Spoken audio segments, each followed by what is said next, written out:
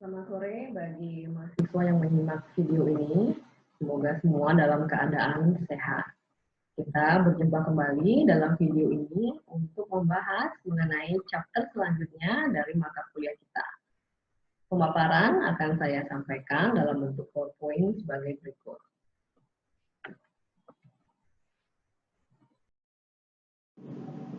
Pada video ini, saya akan memaparkan mengenai penetapan strategi produk. Poin-poin yang akan dibahas dalam video chapter ini adalah membangun dan mengelola produk mix atau rangkaian produk dan lini produk. Berikutnya adalah menggabungkan produk untuk menciptakan co-brand yang kuat. Dan yang terakhir adalah penggunaan packaging, label, dan juga garansi sebagai alat pemasaran.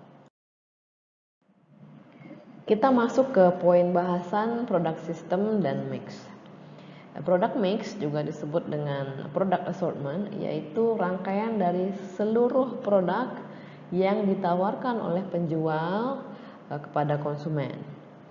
Salah satu contoh dari product mix adalah lini produk, yaitu contohnya adalah Michelin yang menawarkan 3 lini produk, yaitu ban, peta, dan layanan peratingan restoran. Contoh lain juga seperti di universitas terdapat beberapa fakultas seperti FKIK, hukum, bisnis, teknik, dan lain sebagainya. Jadi fakultas ini dapat juga dikategorikan sebagai lini produk. Produk mix dari suatu perusahaan memiliki lebar, panjang, dan juga kedalaman dan konsistensi. Jadi faktor ini atau aspek-aspek ini diilustrasikan pada tabel berikutnya atau di slide berikutnya, yaitu contoh dari produk-produk P&G, yaitu Procter and Gamble. Pada tabel dapat dilihat rangkaian dari produk-produk yang ditawarkan oleh Procter dan Gamble, tapi ini tidak semua karena ini hanya sebagian dari produk Procter and Gamble. Jadi pertama kita bahas mengenai width ya atau lebar dari produk mix. Jadi semua ini disebut produk mix, keseluruhan produk dari Procter Gamble disebut produk mix. Nah, kemudian lebar dari produk mix adalah sebanyak apa atau jumlah dari lini-lini produk yang ditawarkan oleh perusahaan. Di dalam ilustrasi ini lebar dari produk mix ada 6, yaitu deterjen, toothpaste atau pasta gigi, sabun batang, diapers atau pampers, kemudian produk-produk kertas. Jadi ada secara lebar terdapat 6 produk. Kemudian yang kedua adalah length of product mix. Jadi panjang dari produk mix ini, jadi ada berapa item di masing-masing lini. Seperti di lini deterjen terdapat 8 panjang produk, yaitu Ivory Snow, Draft, Tide, Cheer, dan seterusnya. Jadi ini adalah panjang dari lini produk deterjen. Kemudian di pasta gigi panjang lini produk ada 2, yaitu pasta gigi merek Glim dan juga Crest. Kemudian yang ketiga adalah kedalaman dari produk mix adalah sebanyak apa, merujuk pada sebanyak apa varian yang ditawarkan masing-masing produk di dalam lini tersebut. Contohnya kita ambil di produk deterjen merek Tide.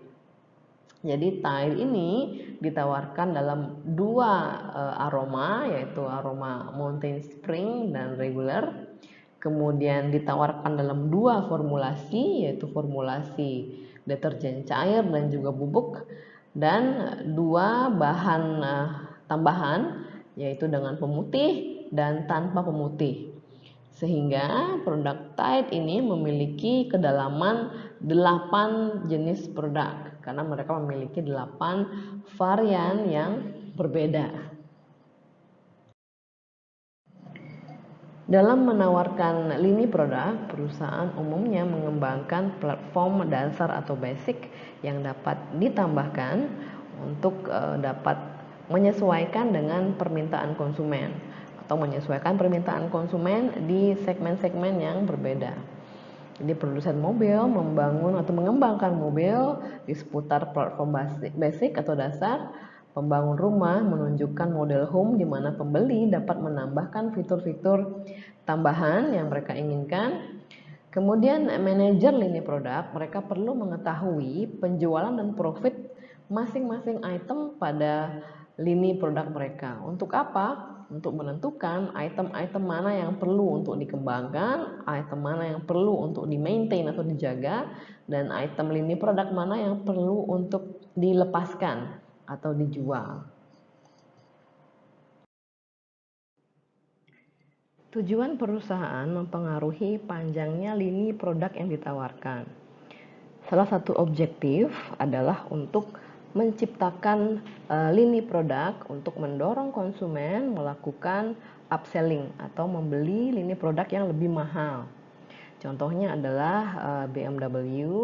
Jadi BMW ingin mendorong pelanggannya untuk membeli seri yang lebih mahal dari seri 3 menjadi ke seri 5. Kemudian dengan memperkenalkan lini ke-7, jadi BMW mencoba mendorong konsumennya untuk membeli seri ke-7 yang terbaru ini yang tentunya harganya lebih mahal pula. Tujuan yang lain adalah dari memperpanjang lini produk adalah untuk menciptakan lini produk yang memfasilitasi cross-selling, artinya membeli lini produk yang lain. Contohnya adalah Hewlett Packard atau HP. Selain menjual printer, HP juga menjual komputer. Jadi diharapkan pengguna komputer HP juga akan membeli printer keluaran HP. Tujuan lainnya adalah untuk menciptakan atau menawarkan lini produk untuk melindungi penjualan perusahaan pada saat ekonomi sedang membaik ataupun pada saat ekonomi sedang resesi. Contohnya adalah Electrolux yang menawarkan produk elektronik seperti kulkas, pencuci piring, dan vacuum cleaner mempergunakan nama-nama merek yang berbeda dengan level harga yang berbeda juga. Jadi nama merek A untuk level harga diskon atau level harga yang ditujukan bagi pasar menengah ke bawah, kemudian mempergunakan merek yang berbeda untuk menargetkan segmen pasar menengah, dan menggunakan nama merek yang berbeda untuk menargetkan segmen pasar premium. Tentunya 3 segmen ini mempergunakan atau membandrol dengan harga yang berbeda. Jadi tujuannya ini adalah untuk melindungi penjualan perusahaan pada saat ekonomi naik atau turun. Pada saat ekonomi sedang resesi, tentu konsumen tidak akan mampu membeli produk-produk yang berharga premium, sehingga konsumen-konsumen di harga premium akan bermigrasi ke produk-produk elektronik dengan harga middle ataupun dengan harga diskon, sehingga pada saat ekonomi resesi pun penjualan Electrolux tetap akan stabil atau setidaknya tidak menurun terlalu signifikan karena mereka menawarkan produk untuk segmen-segmen baik bawah, menengah maupun atas. Kemudian berikutnya, perusahaan yang mencari pertumbuhan pangsa pasar dan juga pertumbuhan penjualan yang cepat, mereka cenderung akan memperkenalkan lini produk yang banyak. Jadi dengan semakin banyak lini produk yang diperkenalkan ke pasar, akan semakin banyak juga penjualan sehingga pangsa pasar perusahaan akan meningkat. Sebaliknya, perusahaan yang ingin menekankan atau mencari profitabilitas yang tinggi akan cenderung menawarkan lini produk yang pendek atau produk yang tidak terlalu banyak. Jadi mereka akan memilih lini-lini produk, item-item yang sangat profitable dan tidak akan menjual lini produk yang kurang profitable, sehingga mereka hanya menjual produk-produk yang memberikan profit sangat tinggi. Apabila mereka menjual produk dengan jumlah yang sangat banyak, jadi profit ini cenderung akan dibagi ke seluruh produk sehingga profit rata-rata menjadi rendah, sehingga mereka bagi perusahaan yang mencari profitabilitas tinggi, mereka cenderung akan hanya menawarkan lini produk yang pendek atau produk dalam jumlah yang terbatas, namun diseleksi secara hati-hati memilih hanya item-item produk yang sangat profitable. Lini produk cenderung menjadi lebih panjang seiring dengan waktu. Penyebabnya adalah tenaga penjualan dan juga distributor menekan perusahaan untuk memproduksi semakin banyak produk agar menawarkan produk yang semakin komplit sehingga dapat memuaskan lebih banyak konsumen. Namun seiring dengan penambahan item-item produk baru, biaya juga akan semakin meningkat. Contohnya biaya perancangan produk, biaya inventory carrying atau biaya penyimpanan, kemudian biaya manufacturing changeover atau pergantian fasilitas saat produksi atau manufacturing untuk memproduksi item yang berbeda, kemudian biaya pemrosesan pemesanan, biaya transportasi, dan biaya promosi untuk item-item produk yang baru. Pada akhirnya, manajemen mungkin akan menghentikan pengembangan lini produk baru karena ketidakcukupan dana atau karena ketidakcukupan kapasitas manufacturing atau produksi. Sehingga pada akhirnya manajemen hanya akan memilih lini-lini produk yang paling profitable untuk mereka pertahankan dan kemudian mengeliminasi lini-lini produk yang kurang profitable. Kemudian perusahaan cenderung memperpanjang lini produknya dengan dua cara, yaitu line stretching atau memperpanjang lini dan line filling atau mengisi lini produk. Yang pertama, kita akan membahas mengenai line stretching. Jadi line stretching adalah saat perusahaan memperpanjang lini produknya di luar rangkaian produknya saat ini. Perusahaan dapat memperpanjang lini produk untuk memperluas, menargetkan pasar di bawah segmen pasar yang ditargetkan saat ini, atau menargetkan segmen pasar di atas segmen pasar yang ditargetkan oleh perusahaan saat ini, atau dapat juga menargetkan segmen pasar di bawah ataupun di atas dari segmen pasar yang ditargetkan perusahaan saat ini. Cara yang pertama kita bahas adalah down market stretch, yaitu perpanjangan lini produk untuk menyasar segmen pasar di bawah segmen yang ditargetkan perusahaan saat ini. Jadi contohnya adalah sebuah perusahaan yang menargetkan pasar menengah, mereka ingin untuk memperkenalkan produk dengan harga lebih rendah untuk menargetkan segmen pasar menengah ke bawah. Adapun alasannya adalah yang pertama, perusahaan mungkin memperhatikan adanya peluang pertumbuhan yang cukup kuat seiring dengan semakin meningkatnya jumlah retailer-retailer besar seperti Walmart, juga di sini ada Carrefour, Hypermart dan sebagainya. Jadi mereka menarik jumlah konsumen yang semakin meningkat. Konsumen-konsumen ini menginginkan produk-produk yang memiliki nilai yang baik.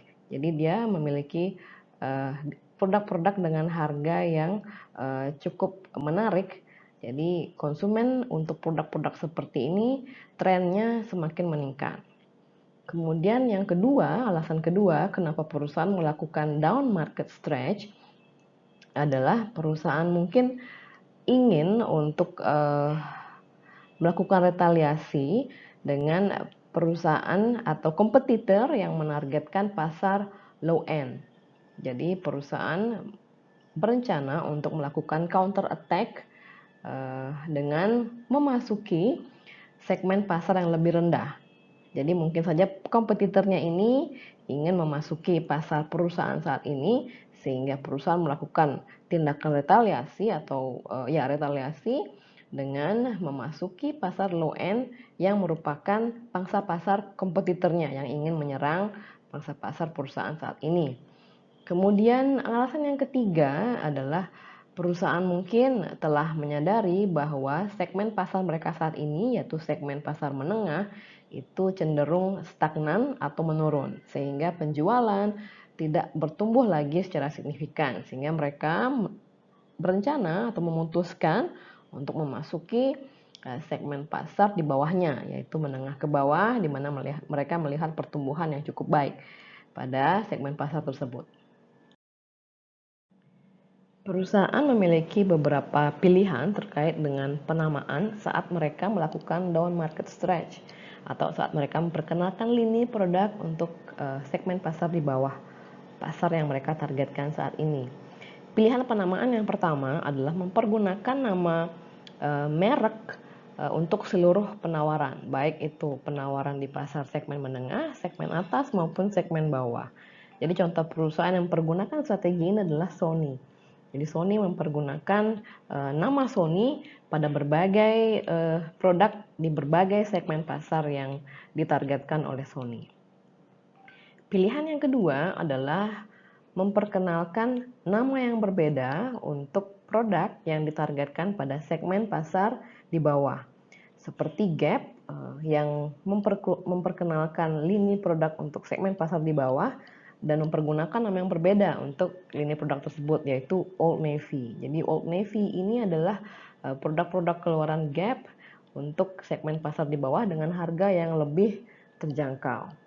Strategi ini cenderung lebih mahal untuk diimplementasikan dan berarti bahwa ekuitas merek harus dibangun dari nol karena tidak mempergunakan merek awal atau parent brand yaitu Gap yang sudah dikenal secara luas, namun Gap dalam lini produk ini memperkenalkan merek yang baru yaitu Old Navy. Artinya Gap harus membangun ekuitas merek ini dari nol, perkenalkan brand Old Navy ini kepada konsumen dari awal.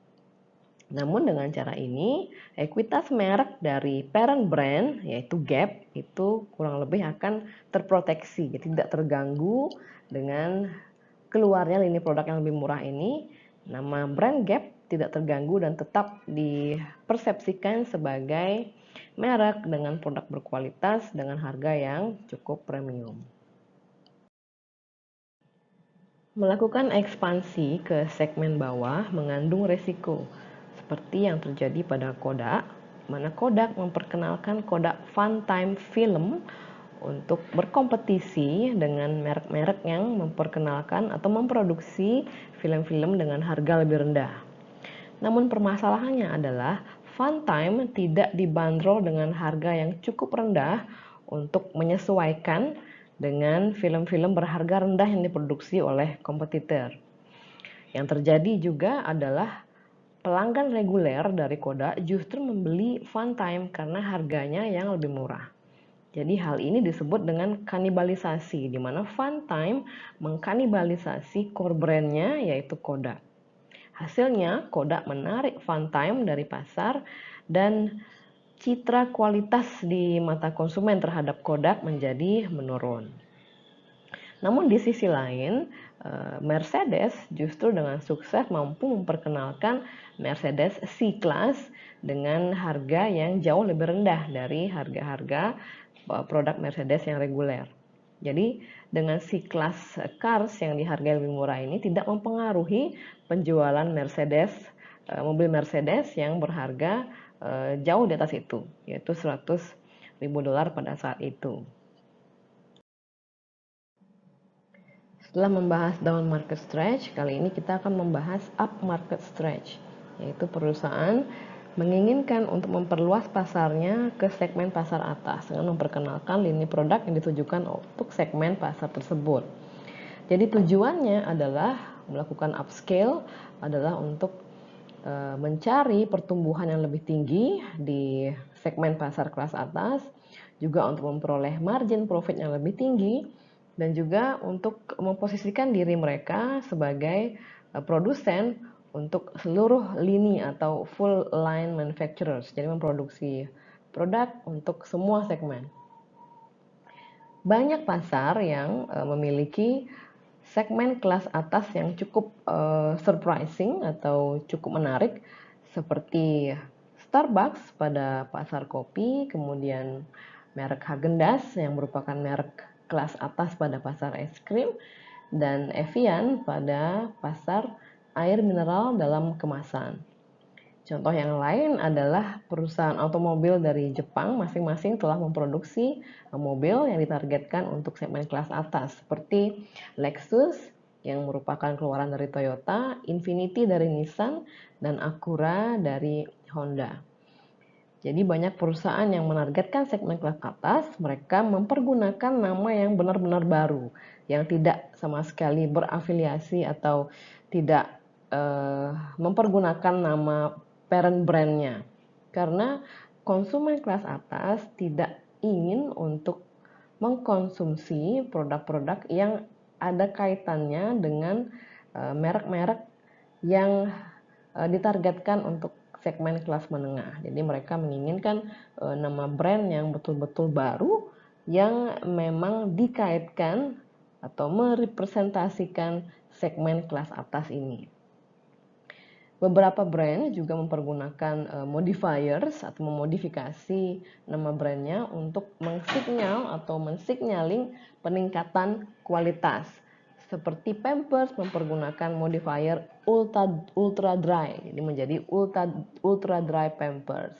Kemudian merek obat Tylenol, mereka mempergunakan modifier yaitu extra strength Tylenol. Kemudian Dustbuster mempergunakan modifier Power Pro. Jadi modifier ini digunakan untuk mensinyal peningkatan kualitas sehingga menjustifikasi harganya yang lebih tinggi dan dipasarkan untuk segmen pasar yang lebih di atas atau upscale segmen.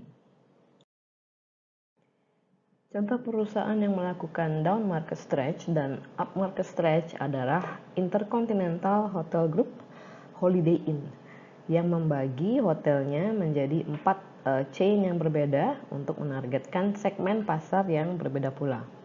Jadi untuk segmen pasar kelas atas atau upscale, Holiday Inn memperkenalkan nama brand Crown Plaza. Kemudian Traditional Holiday Inn untuk segmen kelas menengah mereka. Kemudian Budget Holiday Inn Express untuk down market stretch yaitu segmen kelas bawah. Dan juga business oriented, jadi ini untuk wisatawan atau turis untuk kepentingan bisnis. Mereka memperkenalkan Holiday Inn Select. Jadi masing-masing chain hotel ini direpresentasikan mempergunakan program pemasaran yang berbeda dan penekanan yang berbeda pula. Jadi dengan mengembangkan merek untuk target konsumen yang berbeda dengan kebutuhan yang berbeda pula, Holiday Inn mencegah terjadinya overlap di antara hotel-hotel chain mereka. Perusahaan juga dapat memperpanjang lini produknya dengan menambahkan item-item baru untuk mengisi item-item pada lini produk yang saat ini sudah ada. Alasan untuk melakukan line filling termasuk diantaranya adalah untuk memperoleh tambahan profit dan juga untuk memuaskan para distributor atau dealer yang komplain mengenai penjualan yang hilang, potensi penjualan yang hilang karena beberapa item tidak diperkenalkan atau tidak diproduksi oleh perusahaan pada lini produk saat ini. Kemudian alasan lain adalah untuk memanfaatkan kelebihan kapasitas produksi. Alasan lain adalah untuk mencoba menjadi perusahaan yang menawarkan full line atau lini produk yang lengkap dan komplit. Dan alasan lain adalah untuk menambal lubang dan celah-celah pada pasar untuk mencegah masuknya kompetitor ke dalam pasar perusahaan saat ini, sehingga perusahaan mencoba menawarkan lini produk yang lengkap, sehingga ini dengan cara line filling adalah untuk menambal celah-celah atau lubang sehingga kompetitor tidak bisa memasuki pasar. Contoh perusahaan yang melakukan line filling adalah BMW. Dalam 4 tahun, BMW telah bermetamorfosis dari hanya satu brand dengan 5 model menjadi brand powerhouse yang memiliki 3 merek, 14 seri, dan juga 30 model mobil yang berbeda. Di BMW tidak hanya memperluas range produknya ke pasar bawah dengan Mini Cooper-nya dan model seri 1 yang compact, namun BMW juga berekspansi ke pasar atas dengan merek Rolls-Royce. Di samping itu, BMW juga mengisi gap di antara lini-lini produknya dengan memperkenalkan X3, seri X5, dan juga X6 untuk kendaraan bertipe sport. Kemudian memperkenalkan Z4 Roadster, yaitu mobil dengan 2 seating dan kap terbuka, dan juga memperkenalkan seri 6 Coupe. Perusahaan ini telah dengan sukses mengisi lini produknya untuk semakin memboosting daya tariknya kepada orang-orang yang kaya, orang-orang yang super kaya, dan juga orang-orang yang ingin menjadi kaya atau ingin terlihat kaya. Jadi semua ini tanpa melenceng dari positioning brand BMW yang premium. Setelah itu BMW juga akan merancang produk mobil yang environmentally friendly atau ramah lingkungan untuk diperkenalkan. Dalam penetapan harga produk mix, perusahaan berusaha untuk menetapkan harga yang dapat memaksimalkan profit dari seluruh rangkaian produk yang ditawarkan. Terdapat beberapa strategi product mix pricing. Yang pertama adalah product line pricing. Jadi perusahaan umumnya memperkenalkan beberapa lini produk dan alih-alih memperkenalkan hanya satu produk saja.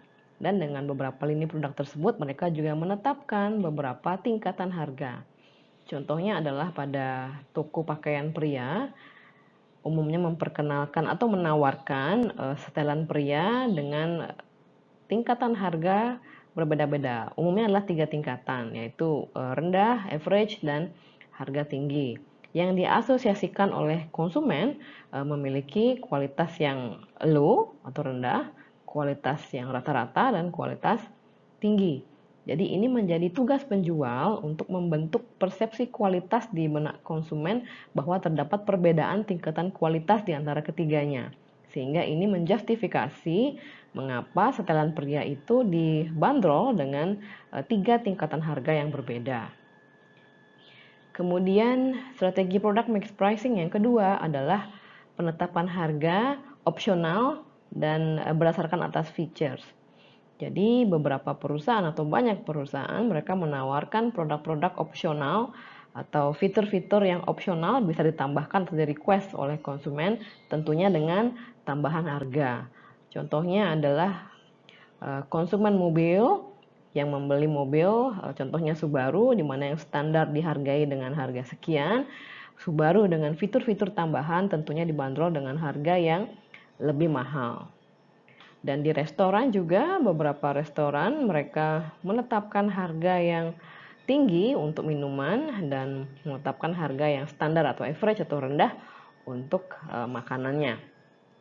Jadi dalam kasus ini harga makanan itu atau pendapatan makanan digunakan untuk menutupi biaya, dan pendapatan dari penjualan minuman seperti minuman keras itu adalah pendapatan yang memproduksi profit. Jadi ini menjelaskan mengapa seringnya waiter itu sangat membujuk konsumennya untuk membeli minum dan membeli lagi. Namun ada juga restoran yang menetapkan harga minuman kerasnya cukup rendah dan harga makanannya tinggi, yang ini bertujuan untuk menarik kumpulan orang-orang yang datang untuk minum-minum. Strategi product mix pricing yang ketiga adalah captive product pricing. Beberapa produk membutuhkan penggunaan produk tambahan untuk dapat mengoperasikan produk inti mereka. Contohnya adalah produk alat cukur dengan produk tambahan yaitu razor blade. Jadi produsen dari alat cukur ini umumnya menetapkan markup yang tinggi pada produk pelengkapnya yaitu razor blade. Contoh lain adalah perusahaan produsen cellular phone yaitu AT&T. Mereka memberikan cellphone mereka dengan gratis apabila konsumennya berkomitmen untuk membeli layanan telepon selama 2 tahun sekaligus.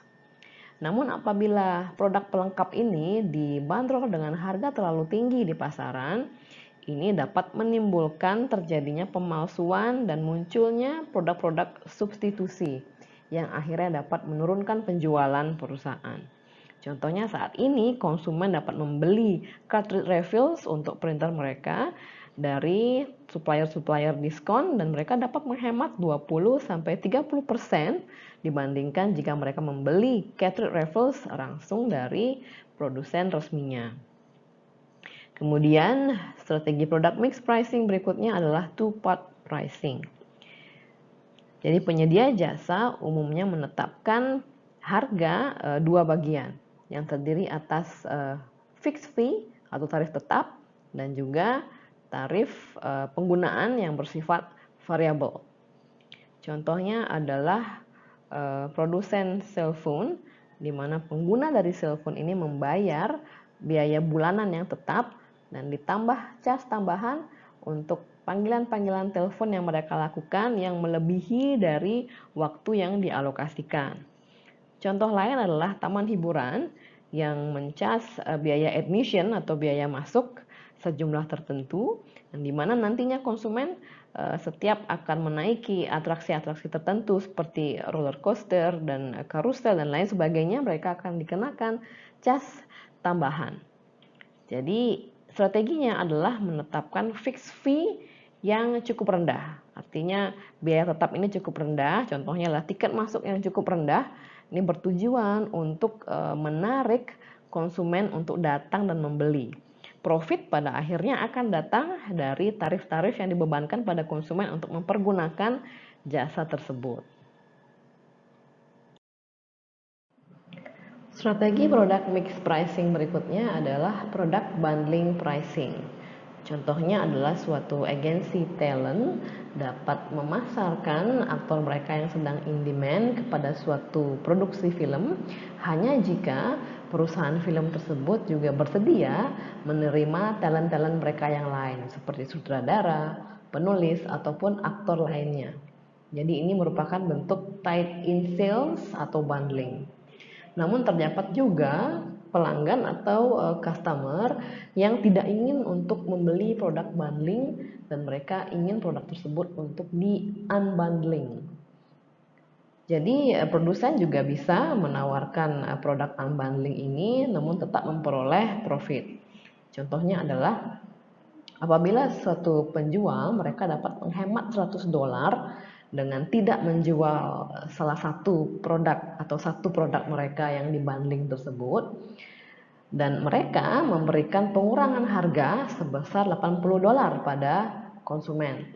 Artinya mereka dengan menjual produk unbundling mereka tetap bisa memperoleh profit atau bahkan penambahan profit sebesar $20. Poin bahasan berikutnya adalah co-branding. Co-branding ini adalah menggabungkan dua atau lebih merek yang sudah terkenal menjadi suatu produk yang dipasarkan secara bersama-sama. Keunggulan dari co-branding adalah produk yang di co-branding ini dapat sangat meyakinkan secara positioning di benak konsumen karena mereka menggabungkan nama besar brand-brand yang tergabung di dalamnya. Jadi co-branding dapat menghasilkan penjualan yang lebih besar dari pasar yang existing atau yang pasar yang sudah ada dan membuka peluang baru bagi konsumen yang baru untuk mencoba. Co-branding juga dapat mengurangi biaya untuk memperkenalkan produk karena co-branding ini menggabungkan dua citra merek yang sangat terkenal sehingga mempercepat adopsi oleh konsumen. Jadi karena dua merek menjadi satu, ini artinya reputasinya sudah baik sehingga konsumen tidak ragu dan adopsi produk ini oleh konsumen menjadi lebih cepat.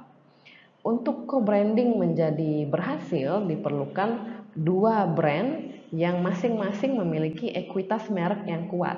Artinya konsumen sangat aware terhadap merek tersebut dan juga merek tersebut memiliki image yang positif di benak konsumen. Contoh dari co-branding adalah McFlurry yang merupakan produk McDonald yang di-combine dengan Oreo. Jadi McFlurry Oreo. Jadi McFlurry Oreo ini dapat menarik konsumen dari kedua brand tersebut. Jadi para penggemar Oreo kemudian tertarik untuk mengkonsumsi McFlurry Oreo ini.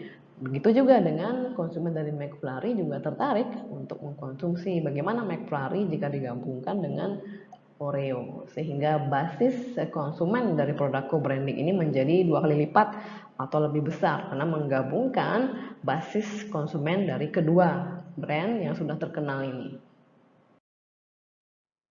Bahasan berikutnya adalah packaging, labeling, dan garansi. Pengemasan, pelabelan, dan garansi. Banyak pemasar mereka menganggap packaging atau pengemasan adalah merupakan P yang kelima dari bauran pemasaran yang terdiri atas 4P, yaitu price, product, place, dan promotion.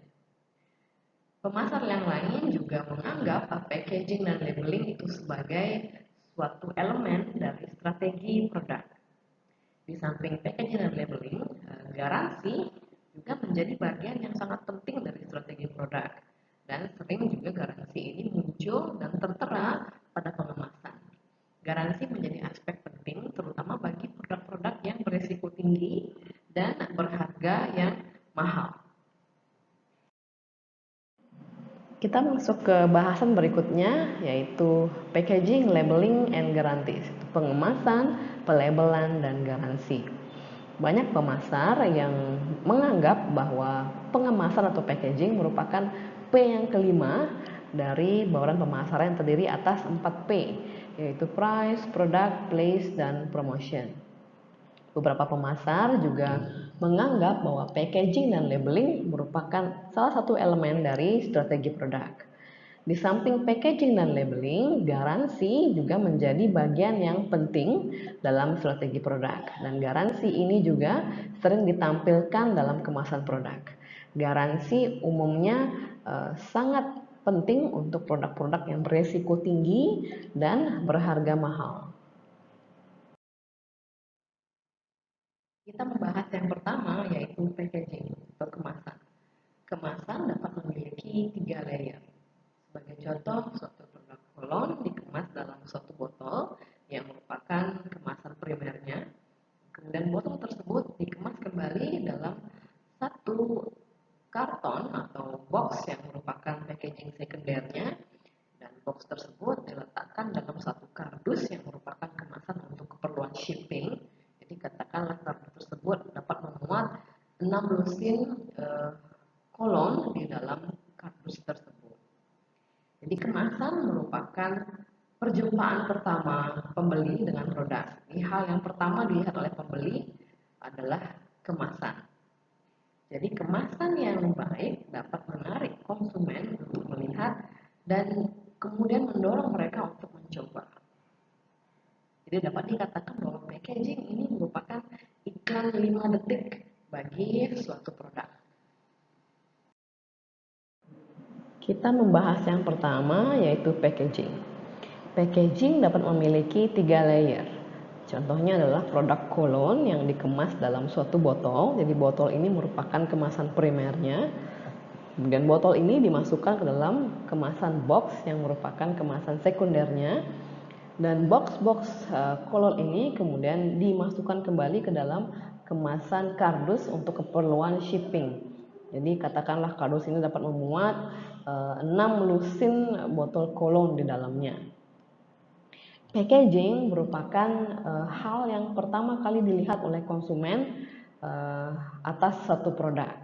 Jadi packaging yang bagus dapat menarik konsumen untuk melihat dan juga mendorong konsumen untuk mencobanya. Jadi dapat dikatakan bahwa packaging merupakan iklan 5 detik bagi suatu produk.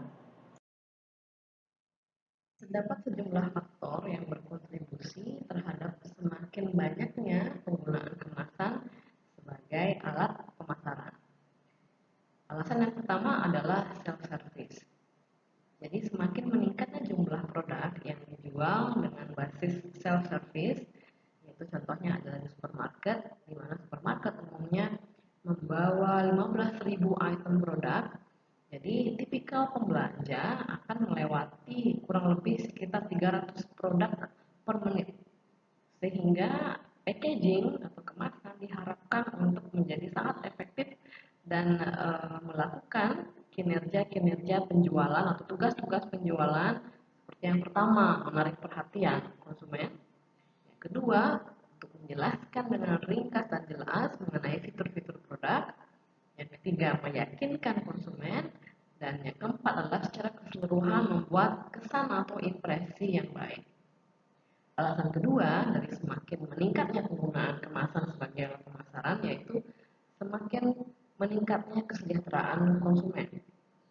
Kesejahteraan konsumen yang meningkat artinya konsumen bersedia membayar harga lebih mahal untuk mendapatkan kemasan yang memberikan kenyamanan, kemasan dengan tampilan lebih baik atau menarik, kemasan yang sangat dapat diandalkan dalam melindungi produknya, dan juga kemasan yang menunjukkan prestis. Jadi kemasan ini memiliki tampilan yang sangat stylish sedemikian rupa sehingga dapat meningkatkan prestis dari orang yang membawanya atau membelinya. Kemudian alasan yang ketiga adalah kemasan ini merupakan suatu peluang untuk melakukan inovasi. Jadi packaging yang unik atau inovatif ini dapat memberikan manfaat bagi konsumen dan juga dapat menarik konsumen sehingga memberikan profit bagi produsennya.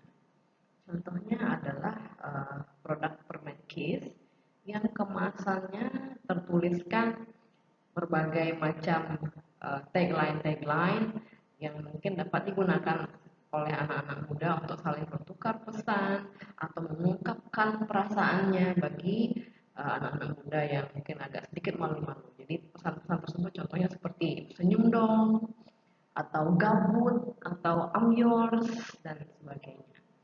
Terdapat pula satu contoh produsen yang mengemas produk jamnya di dalam kaleng, di mana kaleng ini kemudian bisa dimanfaatkan oleh konsumen untuk menyimpan benda-benda yang mereka ingin simpan, sehingga kaleng ini sendiri merupakan suatu hal yang mampu mendorong atau menarik konsumen tersebut untuk membeli produk jam tersebut.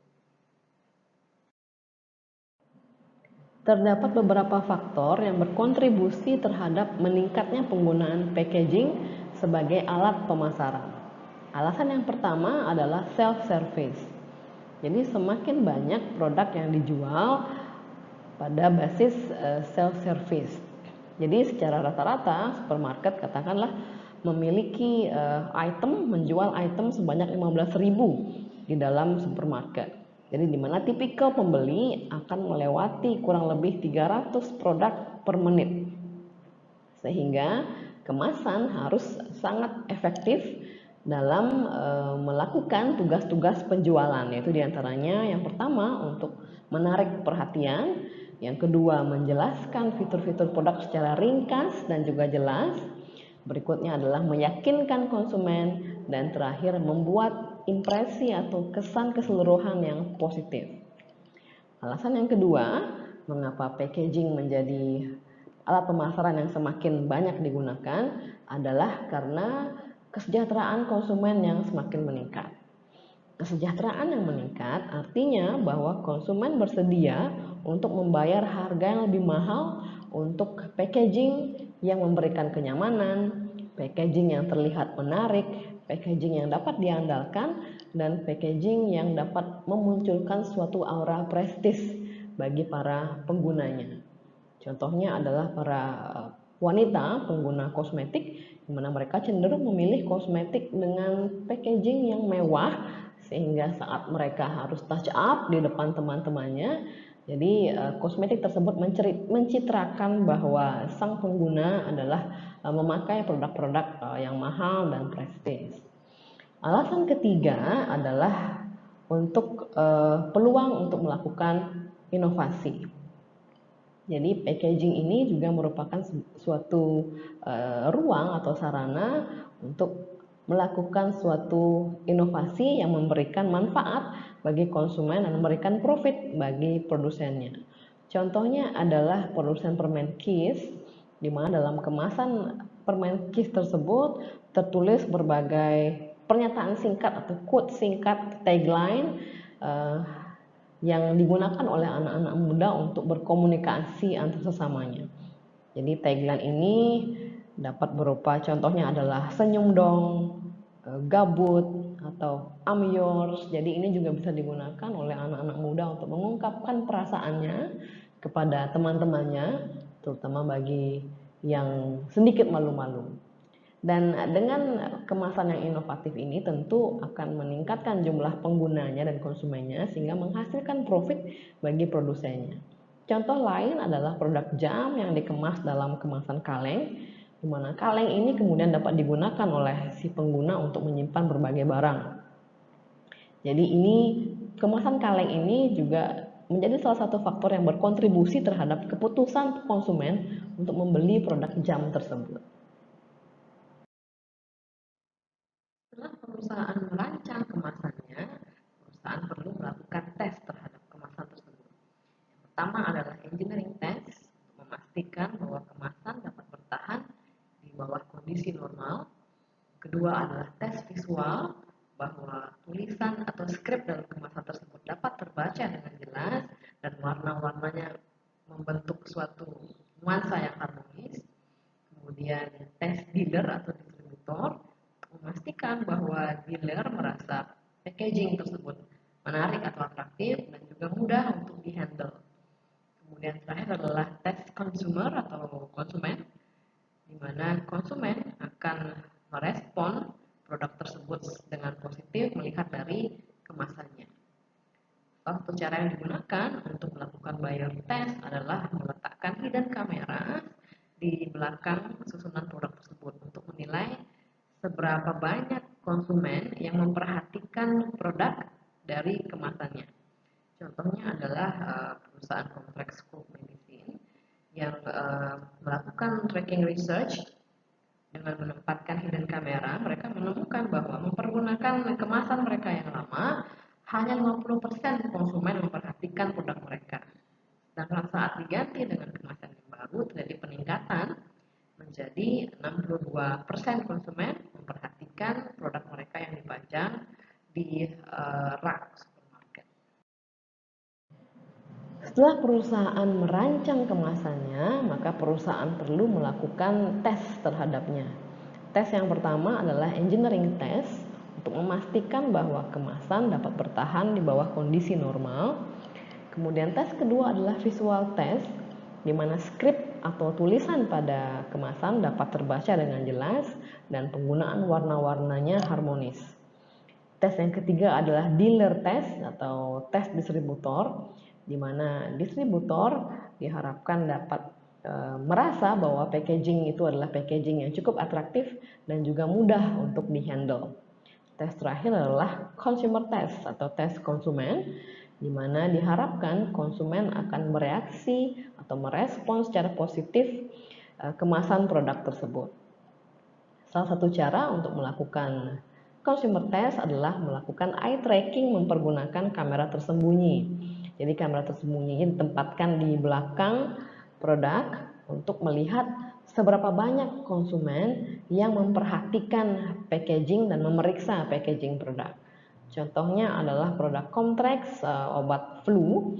Mereka melakukan research untuk men-track dan menemukan bahwa mempergunakan packaging mereka yang lama, sebanyak 50% konsumen memperhatikan produk mereka.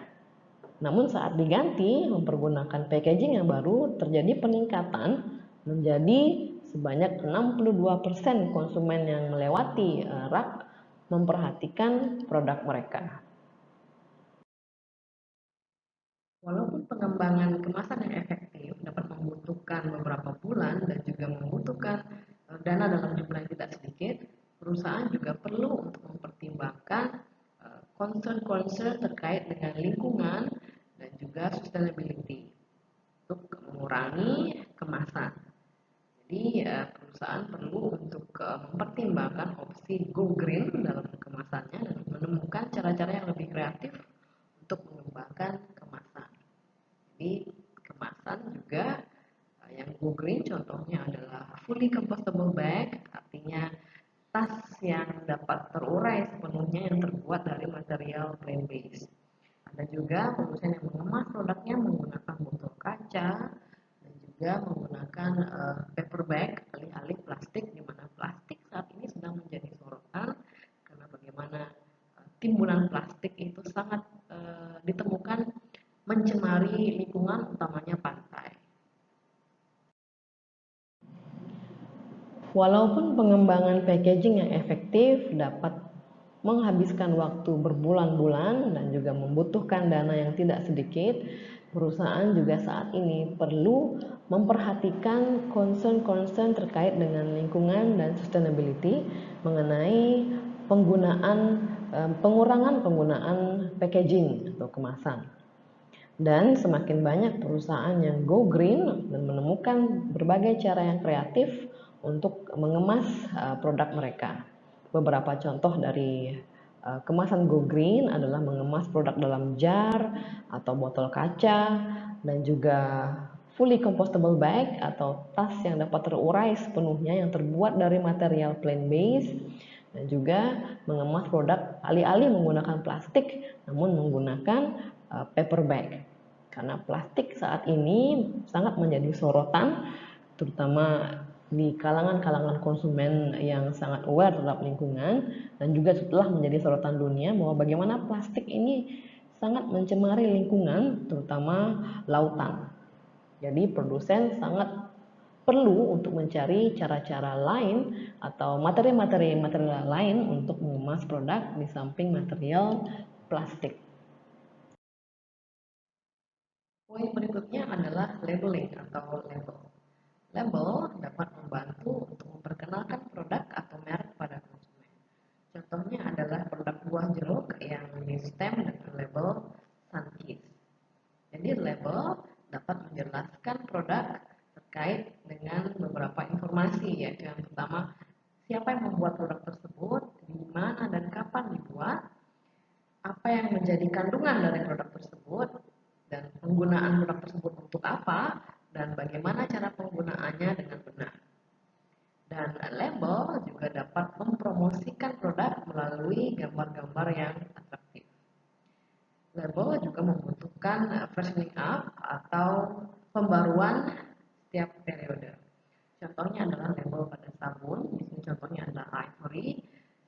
Label sabun ini sudah di-redone atau dilakukan pembaruan setidaknya 18 kali sejak tahun 1890, sejak pertama kali diperkenalkan, dengan perubahan-perubahan seperti ukuran dan desain dari hurufnya.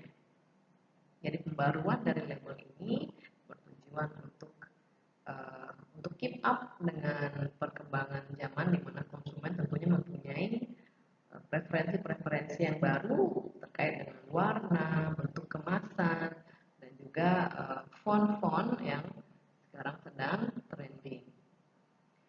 Kemudian di sisi lain, label-label yang mengandung deskripsi yang salah, menyesatkan, dan juga deceptif, ini dapat mendorong kompetisi yang tidak fair. Contohnya adalah the Food and Drug Administration atau FDA di Amerika yang mengharuskan produsen makanan olahan untuk menyertakan label nutrisional. Jadi label nutrisi ini menjelaskan dengan sangat jelas seberapa jumlah protein, lemak, karbohidrat, dan kalori yang terkandung dalam produk.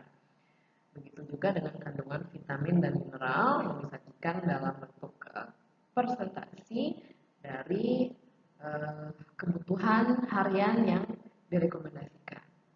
Di FDA ini juga mengambil tindakan apabila terdapat klaim-klaim yang berpotensi menyesatkan seperti light, kemudian high fiber atau kaya serat, dan juga low fat. Maka dari itu, produsen makanan olahan dalam mensupport klaim-klaimnya low fat, high fiber, light, dan sebagainya, mereka perlu mencantumkan label nutrisi sehingga konsumen dapat melihat dengan jelas apakah produk tersebut memang benar-benar low fat, benar-benar high fiber, atau light. Light umumnya merujuk pada produk yang rendah gula. Kita masuk ke poin berikutnya, yaitu labeling. Label dapat membantu memperkenalkan produk atau merek kepada konsumen. Contohnya adalah produk buah jeruk yang di-stem menggunakan label Sunkist. Jadi produk tersebut merupakan produk yang dapat didiferensiasi dari produk kompetitor karena ini merupakan jeruk Sunkist. Label dapat menjelaskan suatu produk dalam beberapa jenis informasi. Yang pertama adalah siapa yang membuat produk tersebut, di mana dan kapan produk tersebut dibuat, apa kandungan dari produk tersebut, dan digunakan untuk apa produk tersebut, dan bagaimana cara penggunaannya dengan benar. Dan label pada akhirnya dapat membantu mempromosikan produk melalui gambar-gambar label yang atraktif. Label juga membutuhkan pembaruan, seperti contohnya label pada sabun Ivory yang telah dilakukan redone atau pembaruan setidaknya 18 kali sejak diperkenalkan pada tahun 1890-an. Di label ini dirubah dalam hal ukuran dan desain dari hurufnya.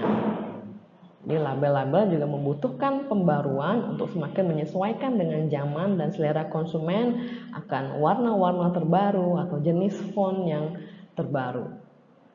Dan label-label juga tidak disarankan untuk memuat informasi yang salah, menyesatkan, dan deceptif, di mana label-label seperti ini dapat menyebabkan kompetisi yang tidak fair.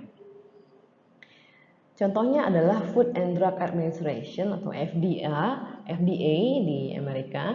Mereka mengharuskan produsen produk-produk makanan olahan untuk menyertakan label nutrisi yang dengan jelas mencantumkan jumlah protein, lemak, karbohidrat, dan kalori yang terkandung dalam produknya. Begitu juga kandungan vitamin dan mineral yang disajikan dalam bentuk percentage dari rekomendasi kebutuhan harian. Di FDA, mereka mengambil tindakan untuk deskripsi-deskripsi yang menyesatkan, yang memiliki potensi menyesatkan, seperti deskripsi produk light. Umumnya light ini merujuk pada produk yang rendah gula. Kemudian klaim-klaim menyesatkan seperti high fiber atau tinggi serat dan low fat atau rendah lemak. Untuk itu, bagi produsen yang mengklaim produknya dengan klaim-klaim seperti ini, mereka wajib untuk mencantumkan label nutrisi yang memuat informasi-informasi mengenai kandungan nutrisi dari produk. Jadi ini merupakan informasi yang dapat menjustifikasi alasan mereka untuk memberi tagline low fat, high fiber, dan sebagainya pada produk mereka, sehingga konsumen dapat memeriksa sendiri apakah produk tersebut memang benar-benar low fat, benar-benar high fiber, atau benar-benar light dengan cara menyimak label nutrisi yang dicantumkan pada kemasan produk. Bahasan berikutnya adalah garansi. Garansi dapat membantu menurunkan persepsi risiko di benak konsumen. Garansi juga menunjukkan bahwa produk adalah produk yang berkualitas tinggi dan kinerjanya dapat diandalkan. Garansi terutama sangat membantu apabila produk perusahaan ini kurang terkenal dan apabila suatu produk ini mahal. Ini jika produk yang mahal dianggap berisiko tinggi oleh konsumen karena apabila tidak bekerja dengan baik, maka konsumen akan mengalami kerugian yang cukup besar. Sehingga untuk produk-produk yang mahal ini sangat diperlukan adanya garansi. Bahasan berikutnya adalah garansi. Garansi dapat menurunkan persepsi risiko di benak konsumen. Garansi juga memberikan sinyal bahwa produk tersebut adalah produk berkualitas tinggi dan kinerjanya dapat diandalkan. Garansi sangat membantu saat produk perusahaan ini merupakan produk yang kurang dikenal dan juga produk yang berharga mahal. Karena saat konsumen membeli barang dengan harga mahal, persepsi resiko di benak mereka sangat tinggi. Karena apabila produk tersebut tidak berkinerja sesuai dengan klaimnya, konsumen akan mengalami kerugian yang cukup besar. Sehingga produk-produk yang mahal dan kurang dikenal akan sangat terbantu oleh garansi untuk meyakinkan konsumen membeli produk tersebut. Demikian paparan saya mengenai chapter ini, semoga dapat diterima dan dipahami dengan baik. Kita berjumpa kembali di video berikutnya. Terima kasih atas atensinya. Selamat sore.